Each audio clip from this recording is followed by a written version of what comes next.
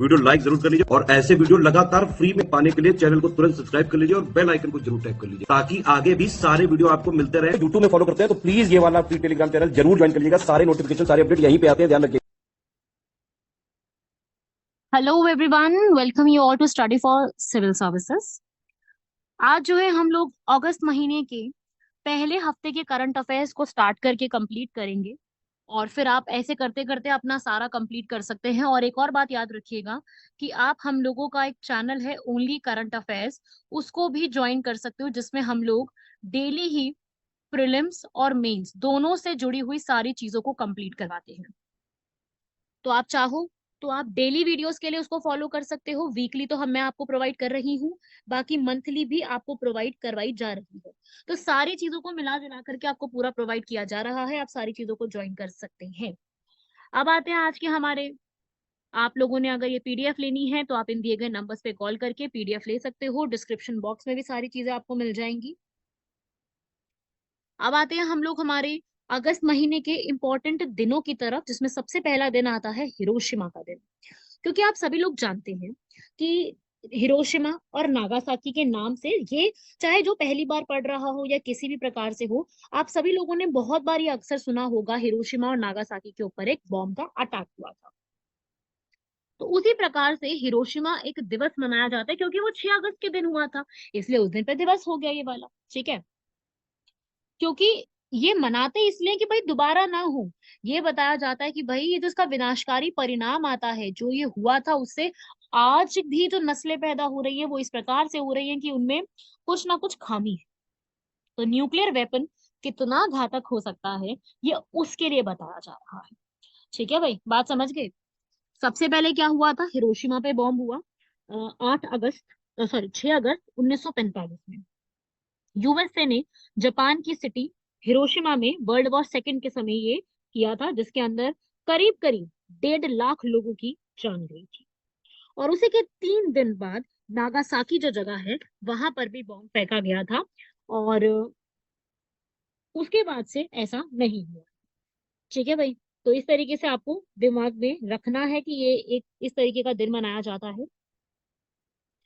इसका जो दूसरा नाम है, हिरोशिमा में जिस जो बॉम्ब को फेंका गया था उसे लिटिल बॉय के रूप में जाना जाता है, और नागासाकी में जो फेंका गया था न्यूक्लियर बॉम्ब उसे फैट मैन के रूप में जाना जाता है। ये दो नेम भी याद रखिएगा, little boy and fat man. B America के B-29 बॉम्बर के थ्रू ये पूरा एक जो है वो किया गया था। और जो इसमें बच गए, जो इसमें सर्वाइवर्स हो गए थे, उन्हें हिबाकुशा के नाम से जाना जाता है। ठीक है भाई, ये स्टोरी आप लोगों को पता होनी चाहिए। बाकी इंडिया ने भी अपनी न्यूक्लियर टेस्टिंग जो है वो परफॉर्म की है, आप लोग जानते हैं होंगे। न्यूक्लियर पावर प्लांट्स में इंडिया में 7 हैं जो कि फंक्शनल है, और इंडिया ने भी न्यूक्लियर पावर टेस्ट जो है वो किया हुआ है। तो 2 परफॉर्म किए थे हम लोगों ने, एक 1974 में और एक 1998 में। 1974 वाला इंदिरा गांधी के समय हुआ था, जिसको ऑपरेशन स्माइलिंग बुद्धा के नाम से जाना जाता है, क्योंकि ऑपरेशन स्माइलिंग बुद्धा जो है बुद्ध पूर्णिमा के दिन हुआ था। और जो सेकंड वाला हमने पोखरण सेकंड में किया था, मतलब दोनों ही पोखरण राजस्थान में किए थे, वो 11 मई 1998 में किया था, जिसमें हम लोगों ने ऑपरेशन शक्ति उसको नाम दिया था, अटल बिहारी वाजपेयी जी के समय दिया था। ठीक है भाई, तो इंडिया में न्यूक्लियर वेपन्स का टेस्ट 2 बार किया गया है। टेस्ट की सीरीज में 2 रहे हैं हमारे अब तक, स्माइलिंग बुद्धा और दूसरा ऑपरेशन शक्ति। ठीक है, 11 मई को सुबह सुबह 10:15 बजे के करीब में यहाँ पर इसको पूरा परफॉर्म किया गया था, जिसमें यूएसए और पता नहीं क्या क्या उन्होंने जो है हमारे ऊपर सैंक्शन लगा दी कि बड़ा गलत हो रहा है, ऐसे वैसे बड़े इल्जाम लगाए थे इंडिया के ऊपर। चलो खैर, आगे बढ़ते हैं। अगला भाई हमारा प्रोजेक्ट टाइगर और प्रोजेक्ट एलिफेंट दोनों को मर्ज कर दिया। ये प्रोजेक्ट टाइगर है, प्रोजेक्ट एलिफेंट है। प्रोजेक्ट टाइगर की शुरुआत 1973 में गई थी, 1 अप्रैल को की गई थी। वहीं जो प्रोजेक्ट एलिफेंट है, इसकी शुरुआत 1992 में की गई थी, उसी सेम साल जब पंचायत और म्युनिसिपैलिटी को भी कॉन्स्टिट्यूशन में जगह दी गई थी। तो इन दोनों को मिला करके अब एक नया प्रोजेक्ट आ गया है, जिसमें प्रोजेक्ट टाइगर और प्रोजेक्ट एलिफेंट का नाम रख के project tiger and elephant division के नाम से स्टार्ट कर दिया था। ठीक है, तो प्रोजेक्ट टाइगर और एलिफेंट आप जुड़ चुके हैं, मर्ज हो चुके हैं। ठीक है ना, टाइगर और एलिफेंट। मेन प्रॉब्लम ये आती है कि अगर हम मर्ज कर देंगे तो कल को इनको अलग अलग जो हमको देखना है ना, वो प्रॉब्लम यहाँ पे हमें कर सकता है। तो यहाँ पर इस पूरे को स्टार्ट करने के लिए MOEFCC जो है, ministry of environment forest and climate change जो पूरी मिनिस्ट्री है वो यहाँ पर इसको देखती है, उसी के अंडर पूरा ये आता है। ठीक है। मेन प्रॉब्लम ये है कि ऐसे तो यार जो हमारे प्रॉब्लम थोड़ी सी इससे क्रिएट हो सकती है। ठीक है, थोड़ा सा इस चीज के ऊपर ये बात है, तो फर्स्ट वाला जो है आर्टिकल इसी के ऊपर बेस्ड है पूरा, इसको अच्छे से लर्न कर लेना। और टाइगर के कंजर्वेशन के लिए अलग से NTCA, national tiger conservation authority, Bharat में बनी हुई है ऑलरेडी। इसका काफी सारा जो है, काफी टाइम से ये न्यूज में चल रहा था कि इसको मर्ज करेंगे, मर्जिंग अब फिलहाल में। इसके बाद अगला 1 अगस्त 1920 को जो हमारे बाल गंगाधर तिलक है, जिनको प्यार से लोकमान्य बाल गंगाधर तिलक भी कहा जाता है, उनकी मृत्यु हुई थी। तो उस दिन से जो है एक अलग से एक अवार्ड स्टार्ट किया गया है, लोकमान्य तिलक नेशनल अवार्ड। और इस अवार्ड के इस बार के जो रेसिपाइंट है, 41 नंबर के इसके जो प्राप्त करता है, वो हमारे प्रधानमंत्री नरेंद्र मोदी। ठीक है भाई। तो मैं आपको कुछ बाल गंगाधर तिलक के बारे में भी कुछ इंपॉर्टेंट इंफॉर्मेशन बता दूं। तो देखिए, लोकमान्य इनको प्यार से बोला जाता था, लाल बाल पाल में ये एक थे। और इनको फादर ऑफ इंडियन अनरेस्ट जो है वो बोला गया था। इस बार ये सवाल भी आया था सीएपीएफ के एग्जाम में, यूपीएससी ने पूछा था, बड़ा ही बढ़िया और अच्छा सवाल पूछा है यूपीएससी ने। सवाल कुछ इस प्रकार सा था भाई कि किसको father of Indian unrest, unrest का अर्थ होता है जिसने इंडिया में रेस्ट की सिचुएशन ना क्रिएट करके बहुत ही तबाही मचाई। तो ये जो है बात, एक the person sir Valentine Kirol, उनके द्वारा कही गई थी ये बात, वैलेंटाइन किरोल द्वारा। इन्होंने अपनी बुक लिखी थी इंडियन अनरेस्ट, उसके ऊपर इन्होंने फादर इनको बोला था। बाकी महात्मा गांधी ने इनको मेकर ऑफ मॉडर्न इंडिया के रूप में भी बोला है। इनका जन्म महाराष्ट्र में हुआ था। स्वराज स्टार्ट करने वाले पर्सन थे सबसे पहले व्यक्ति। वैसे स्वराज जो है असल में वो स्वामी दयानंद सरस्वती ने अपनी बुक सत्यार्थ प्रकाश में लिखा था, लेकिन उसके बाद इसको आगे स्टार्ट करने वाले बाल गंगाधर तिलक है। इन्हें मराठी में भी बोला था, Swaraj is my birth right and I shall have it, Swaraj मेरा जन्म सिर सद अधिकार है और मैं इसको लेकर। इनकी जुड़ी हुई 2 बुक्स आपको याद रखनी है, गीता रहस्य बहुत इंपॉर्टेंट है, और दूसरी बुक है आर्कटिक होम इन वेदास। ठीक है, इन्होंने यही बोला था कि भाई जो वेद हैं, ये वेद जो सोसाइटी बनी थी वो आर्कटिक से आने वाले पर्सन। ठीक है, बाकी ये इंपॉर्टेंट है, ये सब कुछ इंपॉर्टेंट पूछा जाता है इनसे। और साथ ही साथ इन्होंने केसरी और मेहरत्ता के नाम से जो है न्यूज़पेपर भी शुरू किए हुए हैं। इन्होंने गणेश चतुर्थी, गणेश चतुर्थी, शिव जयंती, इन सबको बहुत पॉपुलर किया था। काफी सारी चीजें जो है इन्होंने इसके लिए स्टार्ट कराई थी 1905 में, जब स्वदेशी मूवमेंट चल रही थी। ये रामायण भगवत गीता के बहुत बड़े एक मानने वाले व्यक्ति में से एक थे। दक्कन एजुकेशन सोसाइटी के भी इन्होंने फाउंड करी। ठीक है, बाकी स्वामी विवेकानंद जी को ये काफी ज्यादा मानते भी थे। तो ये कुछ फैक्ट्स हैं इनके बारे में, याद रखिएगा, इससे पूछा जा सकता है। इनकी असल में जो है इनकी तबीयत बहुत खराब थी। जब इनको 1906 से लेकर के, सॉरी 1908 से लेकर के 14 तक इनको मंडाले जेल बर्मा के अंदर रखा गया था, तब इनको वहां पर डायबिटीज की बीमारी हो गई, कुछ बीमारी की निमोनिया भी हो गया था, जिसकी वजह से 1 अगस्त 1920 में इनकी डेथ हो जाती है। ठीक है, और उसके बाद से जो है कांग्रेस ने एक अलग से स्वराज फंड की भी स्थापना करी थी, जिसका कॉर्पस था कि हमें 1 करोड़ रुपए उस समय के जमा करने हैं आजादी के। ठीक है भाई, तो ये फैक्ट्स जो थे ये वाले सारे दिमाग में रखिएगा। ये मैंने आपको रिवाइज कराया, अगर आपको मॉडर्न हिस्ट्री आती है बहुत अच्छी बात है, नहीं आती है तो मेरे साथ रिवाइज कर लेना ये सारी बातों को। चलो अगला देखेंगे भाई, ये आप पढ़ लीजिएगा यहाँ पर। ये अवार्ड जो है ये किसके द्वारा दिया जाता है? ये अवार्ड जो है स्मारक मंदिर ट्रस्ट द्वारा जो है वो दिया जाता है। ठीक है भाई, ये वाला भी आपका हो गया। अगले प्रश्न पे आते हैं, ये आप देख लीजिए यहाँ पर, प्रधानमंत्री मोदी जी को लोकमान्य तिलक अवार्ड से इस बार नवाजा गया है। अगला आता है भाई, हमारी आज तक की इंडियन ब्यूरोक्रेसी में सबसे लंबे समय के लिए जो है सेवा देने वाले, सबसे लंबे समय के लिए जो कैबिनेट सेक्रेटरी हैं, अभी वो कौन हो गए हैं? राजीव गौबा। नाम इंपॉर्टेंट है आगे आने वाले सभी एग्जाम्स के लिए। तो राजीव गौबा लॉन्गेस्ट सर्विंग बन गए हैं, सवाल पूछा जा सकता है। ठीक है, ये एक इंडियन सिविल सर्वेंट है असल में। ये पहले एक होम सेक्रेटरी भी रहे हैं इंडिया के, और उसके बाद इनको जो है फिर बना दिया गया था। और ऑब्वियसली इतना कुछ है तो पढ़ाई लिखाई तो बढ़िया की होगी, तो मैं पढ़ाई लिखाई क्या ही बताऊं आपको, बढ़िया की थी इन्होंने पढ़ाई वगैरह। तो अभी ये सेक्रेटरी बने हैं और लंबे समय के लिए बन गए हैं, तो ये छोटा सा एक पॉइंट है, याद रखिएगा। अब इनको 1 साल के लिए और भी अपॉइंट कर दिया गया, तीसरी बार इनको अपॉइंट किया गया, तो इनका हर बार एक साल बढ़ाया जा रहा है। 2019 में आए थे, 2 साल हो चुके हैं, अब और इनको एक्सटेंड कर दिया गया है। ठीक है, अगला एम पावर करके एक प्लान स्टार्ट किया है डब्ल्यूएचओ ने। डब्ल्यूएचओ आपको पता है ना, डब्ल्यूएचओ बड़ी न्यूज में चल रही है, इनमें काफी सारे अभी नए नए काम करे हैं। तो डब्ल्यूएचओ ने एम पावर करके एक पैकेज बनाया है, जिसमें जो तंबाकू होती है, तंबाकू, उसको छुड़वाने के लिए जो है एक अलग से पॉलिसी का एक पैकेज तैयार किया है, जिसमें टबैको की डिमांड को पहले तो कम कंट्रोल करेंगे, पहले तो उसको कम करेंगे। तो एम पावर करके एक पूरा पैकेज है डब्ल्यूएचओ ने स्टार्ट किया, जिसमें ये देखेंगे कि लोगों को क्विट करने में कैसे पहली बात तो मदद करनी, क्योंकि लोग कम अगर डिमांड करेंगे तो ऑब्वियसली बात है सप्लाई कम हो जाएगी, पर लोगों की डिमांड तो बहुत ज्यादा है, तो सप्लाई कैसे कम करें उसकी। तो लोगों को ये बताना है कि तंबाकू से क्या नुकसान हो सकते हैं, और इस पर टैक्स बढ़ा दूं ताकि लोग थोड़ा खरीदने से पहले सोचें, इनको आसानी से उपलब्ध ना हो, क्योंकि शरीर के लिए तो हानिकारक है ना, शरीर के तो जानलेवा चीज हो जाती है बहुत ज्यादा, आप सबको पता है कैंसर कॉजिंग एलिमेंट होता है, कार्किनोजन कंपाउंड्स होते हैं इसके अंदर। तो ऐसी एडवर्टाइजमेंट्स और प्रमोशन करना जिससे तंबाकू के ऊपर बैन लगाने की बात की जाए, तो एम पावर एक तरीके से ऐसा प्रोग्राम है जो कि इसके लिए स्टार्ट किया जा रहा है, इसका इम्पैक्ट देखने के लिए डब्ल्यूएचओ द्वारा। ठीक है भाई, अगला आता है भाई, यहाँ पर एक एप्लीकेशन ऐप लॉन्च की गई है। ऐप हमसे पूछी जा सकती है, ऐप का नाम है उल्लास ऐप। क्या नाम है भाई ऐप का? उल्लास ऐप। ठीक है, अब ये उल्लास ऐप हमसे ये सवाल करेगा कि ये उल्लास ऐप किसने स्टार्ट करी है और ये ऐप क्या काम करती है। ठीक है, किससे जुड़ी हुई है, बेसिक बात तो ये है किससे जुड़ी हुई है। तो देखिए, उल्लास ऐप जो है एक डिजिटल लर्निंग ऐप है। ठीक है, इसे हमारे जो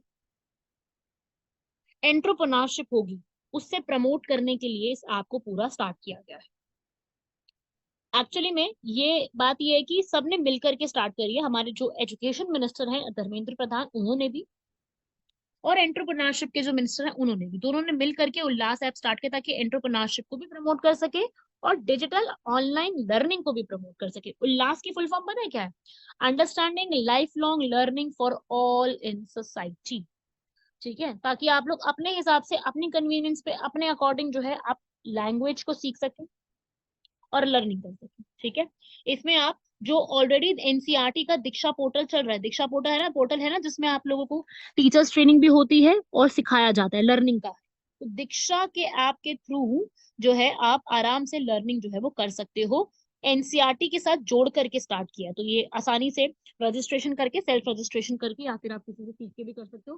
वैसे तो यूट्यूब पे अवेलेबल है इसकी वीडियोस काफी सारी, चाहे तो आप लोग इसको डाउनलोड कर जरूर कर लो, मैंने भी डाउनलोड की हुई है अपने फोन में, तो आप लोग भी डाउनलोड कर सकते हैं और इसमें जितनी जितनी वीडियो लेक्चर्स हैं वो आप यहाँ पे देख सकते हैं, और मॉक टेस्ट वगैरह लगा सकते हैं डिफरेंट डिफरेंट चीजों के, तो काफी एक लर्निंग अच्छा एक्सपीरियंस मिल जाता है इससे। ठीक है, तो वीडियो के बाद अगर आप डाउनलोड करना चाहें तो देखिएगा जरूर, बाकी आपकी इच्छा है। मेन तो बात हमको भाई एग्जाम में पढ़ना है, बाकी क्वेश्चन सॉल्व हो जाना चाहिए, मेन तो वही बात है, क्वेश्चन सॉल्व हो गया तो भाई मजे ही मजे हैं फिर तो। अगला आता है भाई मासी और ई केयर, ये दो ऐप हैं, दो पोर्टल है, एक मासी है, और ये मासी वो वाली नहीं है मम्मी की बहन मासी, वो नहीं है, ये मासी है, ये मासी नहीं है, मासी है। और ये है ई केयर, दो है भाई, याद रखना है। एक तो उल्लास पढ़ लिया आपने, एक जो एनसीपीसीआर है, एनसीपीसीआर का मतलब क्या होता है, जो चाइल्ड राइट्स के ऊपर देखते हैं ना, राष्ट्रीय बाल अधिकार संरक्षण आयोग, उसने स्टार्ट करी है मासी ऐप। मासी की फुल फॉर्म है monitoring app for seamless inspection. बच्चों को नजर में रखने के लिए, नजर मतलब बच्चों पे नजर नहीं, बच्चों के जो, जिनके माता पिता नहीं हैं, या जिनको आंगनबाड़ी में रखा गया है, या जिनको ऑर्फनेज में रखा गया है, उन जगह पर एक अलग से ऐप यहाँ पे डिजाइन की गई है, जहाँ पे बच्चों से जुड़ी हुई सारी बातों को एक साथ जो है मॉनिटर किया जाएगा। तो बच्चों के अधिकारों का उल्लंघन ना हो रहा हो उस चीज को ध्यान में रखते हुए ये अलग से मासी ऐप को डिजाइन किया गया है, बहुत ज्यादा इंपॉर्टेंट है। सवाल बनने का हाई चांस है, अपकमिंग जो भी आपका एग्जाम आ रहा है, बीपीएससी आ रहा है, आपका आरएएस आ रहा है, क्योंकि आरएएस अक्टूबर में है, तो अगस्त के करंट अफेयर्स तो आपको पढ़ के जाने ही है। आरएएस की डेट है 1 अक्टूबर, तो आपको अगस्त पूरा कवर करके जाना पड़ेगा, चाहे आप सितंबर छोड़ दो, पर मई जून जुलाई अगस्त तो सबसे ज्यादा जरूरी होंगे, और सबसे ज्यादा जरूरी जुलाई और अगस्त रहने वाले हैं, मैं आपको बता दूं, जुलाई और अगस्त बेहद जरूरी है हमारे। ठीक है, तो ये एक ऐसे मासी वाली ऐप है, इसको दिमाग में रखिएगा। ऐसे एक ई केयर ऐप है, ई केयर क्या है, अब केयर की बात है, ई मतलब वही होगा इलेक्ट्रॉनिक, और केयर का मतलब क्या होता है, ध्यान रखना। अब इसमें किसका ध्यान रखेंगे भाई? जो भी हमारी ह्यूमन बॉडीज होती हैं, शव होते हैं जो जिनकी डेथ बाहर हो चुकी है और उनके शव को इंडिया लेकर के आना है, उसके लिए एक अलग से इंटरनेशनल बॉर्डर्स को पार करते हुए किस प्रकार से जो एक होता है ना फॉर्मेलिटीज कंप्लीट करना, रजिस्ट्रेशन करवाना, पेपर वर्क कंप्लीट कराना, उसको आसान करने के लिए एक अलग से ऐप लॉन्च की गई है, ई केयर के नाम से, इलेक्ट्रॉनिक केयर। ये भारत के स्वास्थ्य मंत्रालय द्वारा स्टार्ट किया गया है। तो मेरे हिसाब से ये भी काफी अच्छी पहल है, क्योंकि इस तरीके का कुछ भी काम करवाने के लिए बाहर से कोई डेड बॉडी, जैसे अपनी कोई हमारी कोई रिलेटिव की है या किसी भी प्रकार से कोई डेड बॉडी को बाहर से लेके आना है, तो उसके लिए काफी सारा पेपर वर्क होता है। एक तो वैसे ही इंसान अपने रिलेटिव की डेथ से परेशान होता है, बहुत ही गम में होता है, और साथ ही साथ एक और ये फॉर्मेलिटीज बहुत जबरदस्त करवा देते हैं। तो उसको थोड़ा इजी करने के लिए, केयर की तरफ ध्यान रखने के लिए, केयर करने के लिए एक अलग से ऐप आई है, ई केयर, याद हो जाएगा। उल्लास मासी ई केयर। उल्लास ऐप किसके लिए थी? एंटरप्रेन्योरशिप, डिजिटल लर्निंग के लिए। मासी ऐप बच्चों के अधिकारों के लिए। ई केयर ह्यूमन बॉडीज को इंटरनेशनल बॉर्डर से, दूसरी जगह से, अंतर्राष्ट्रीय सीमाओं से भारत तक लाने का एक आसान तरीका बनाने के लिए ई केयर ऐप है। तो ये तीनों की तीनों सरकार द्वारा शुरू की गई है। इस बार ये तीनों टोटल्स ज्यादा जरूरी है हमारे, ठीक है। चलो आगे बढ़ते हैं। अब फिर से जीआई टैग्स दिए गए हैं हाल फिलहाल में काफी सारे, और उन जीआई टैग्स में अभी टॉप कर गया है तमिलनाडु, क्योंकि उनको अभी तीनों लगातार जीआई टैग मिले हैं। साड़ी को मिला है जदेरी नामकट्टी, चेड़ी बुट्टा साड़ी एंड बनाना।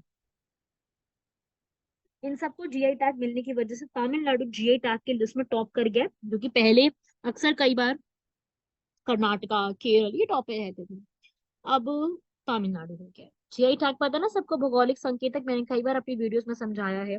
वाणिज्य मंत्रालय इसको देता है 10 सालों के लिए, जो किसी एक क्षेत्र की भौगोलिक पहचान बन जाता है। ये किसी भी खाने पीने के आइटम को, पहनने की आइटम को दिया जा सकता है। जैसे रसगुल्ले को दिया गया है, बहुत सारी साड़ी, चंदेरी साड़ी, बनाना, मैंगो, कोई आर्ट है, हैंडीक्राफ्ट है, हस्तशिल्प है, इन सबको दिया जा चुका है। तो अभी किसने टॉप करा है? तमिलनाडु, ये स्टेटमेंट में बन सकता है। अगला है भाई यहाँ पर, वाडिया इंस्टीट्यूट ने एक बताया है ग्लेशियर का नाम, जिसका नाम है पारकाचिक ग्लेशियर। ये ग्लेशियर बहुत जल्दी पिघलता जा रहा है। मैं आपको इसके पिक्चर दिखा देती हूँ। ये है लद्दाख का पारकाचिक ग्लेशियर, और ऐसी रिपोर्ट्स आई हैं, वाडिया इंस्टीट्यूट ने बताया। इंस्टीट्यूट का नाम इंपॉर्टेंट नहीं है, मेन बात ये है कि क्या है, मतलब एक्चुअली में न्यूज क्या है। तो न्यूज कुछ ऐसी है कि ये जो पारकाचिक ग्लेशियर है, ये काफी जल्दी जो है वो पिघलता जा रहा है। इसकी पूरी न्यूज देखने को मिली है।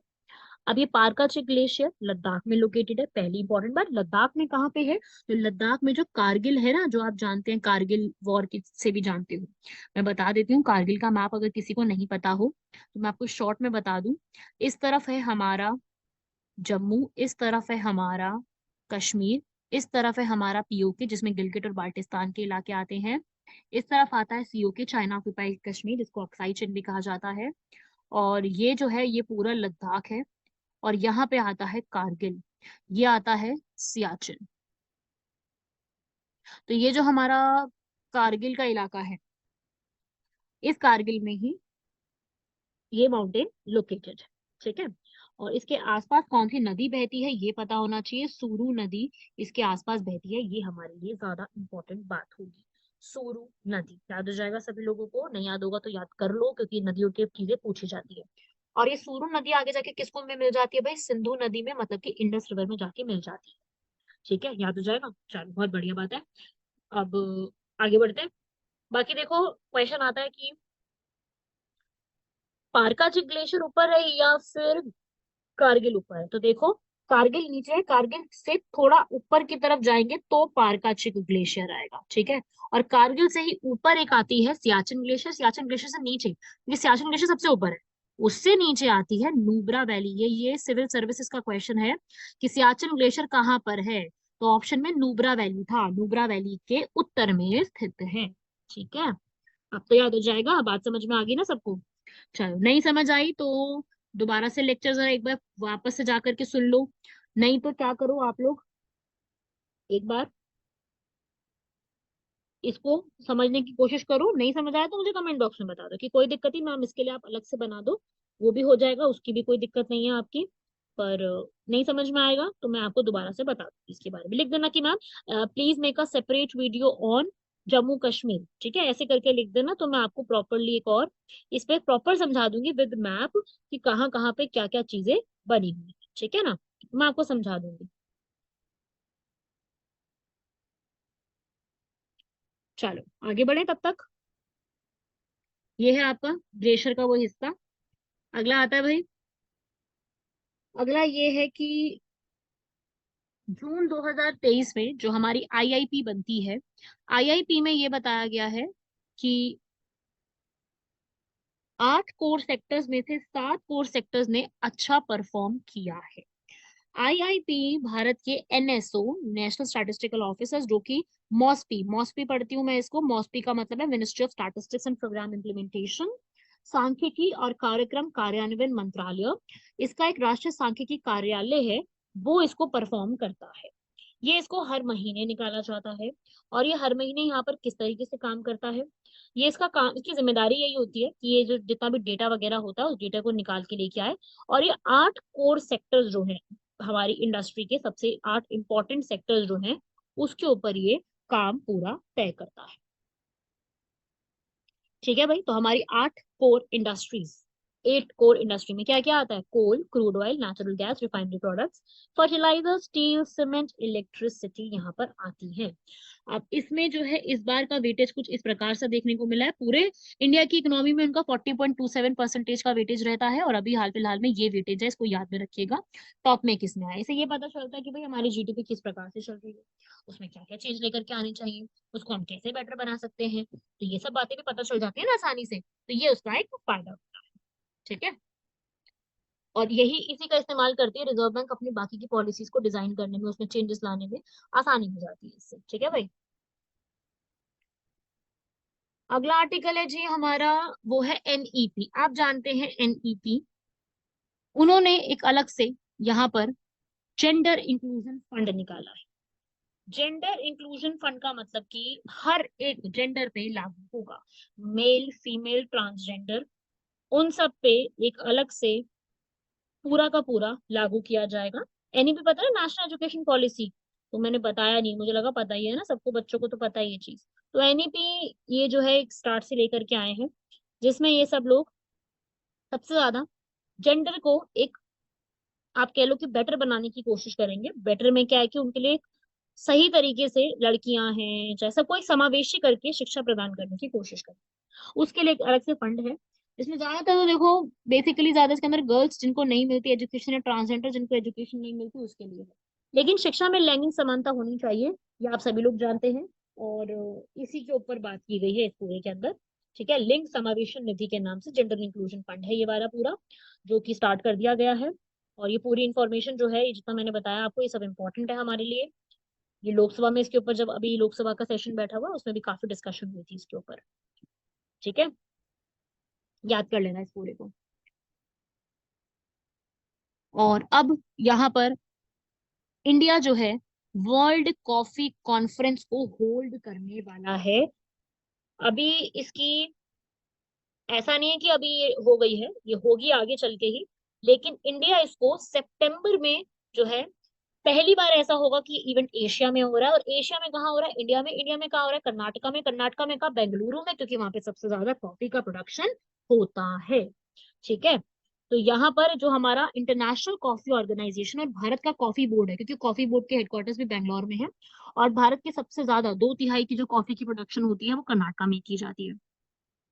तो उसके लिए 25 से 28 सितंबर तक कॉफी की पूरी एक ऑर्गेनाइजेशन यहाँ पे आएंगे, डिस्कशन होगी। ये पहले भी कई बार हो चुकी है, 4 बार पहले हो चुकी है ये, इसके 4 एडिशन हो चुके हैं अब तक। 2001 में इंग्लैंड में हुआ था, 2005 में ब्राजील में हुआ था, 2010 में ग्वाटेमाला में हुआ था, 2016 में इथोपिया में हुआ था, और इस समय इंडिया में होगा 2023 में।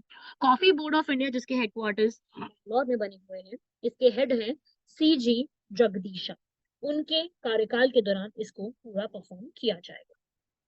बैंगलोर, जिसको कॉफी कैपिटल के नाम से भी जाना जाता है, ये ऑर्गेनाइज करेगी। और इंटरनेशनल कॉफी ऑर्गेनाइजेशन जो है कॉफी से जुड़ा हुआ, ये 1963 में बनाया गया था, जिसके office London, Brazil, Guatemala, Ethiopia में है ऑलरेडी। और इसीलिए ही एक बहुत बड़ी अपॉर्चुनिटी हो जाएगी, क्योंकि आईसीओ जो है इंटरनेशनल कॉफी ऑर्गेनाइजेशन, उसमें 70 कंट्रीज है। सब इंडिया आएंगी तो इंडिया के लिए काफी बड़ा एक मौका हो जाएगा इसको अपने आप को ग्लोबल लेवल पे रिप्रेजेंट करने के लिए। ठीक है। और जो ये हमारा पूरा एक कॉफी का ये स्टार्ट किया गया है, इसके एक ब्रांड एम्बेसडर भी रखे गए हैं। आप इनके नाम जानते होंगे। अर्जुन अवॉर्डी और कॉफी को प्रमोट करने वाले एक टेनिस प्लेयर हैं भारत के, जिनका नाम है रोहन बोपन्ना।